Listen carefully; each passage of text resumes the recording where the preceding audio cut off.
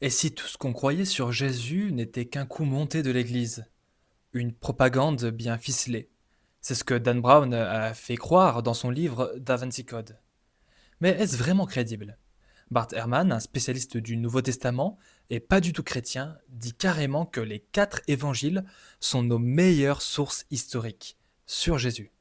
Et il ajoute que tous les historiens sérieux sont d'accord qu'ils soient chrétiens ou athées.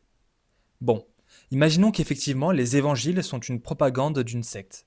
Franchement, il s'y serait pris bizarrement. Commençons par la description des premiers disciples dans les évangiles. Ils sont présentés comme des personnes qui mettent du temps à comprendre les enseignements de Jésus. Ils sont décrits comme des peureux, et même parfois sont même tournés au ridicule. Même Pierre, le soi-disant leader des disciples, se fait appeler Satan par Jésus et finit par le renier 3 fois en pleine nuit. Et les femmes dans tout ça? Ce sont elles qui découvrent la tombe vide, à une époque où leurs témoignages n'avaient aucune valeur devant la justice. Si quelqu'un avait voulu inventer une histoire crédible à l'époque, jamais il n'aurait placé des femmes au cœur de l'événement central du christianisme, la résurrection. Un homme politique influent, un théologien réputé, peut-être, mais des femmes, certainement pas, à moins que ce soit vrai.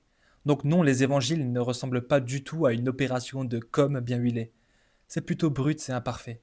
Et donc, beaucoup plus crédible. Et toi, quelles sont les meilleures preuves que tu connais en faveur de la fiabilité des évangiles? N'hésite pas à me le dire en commentaire.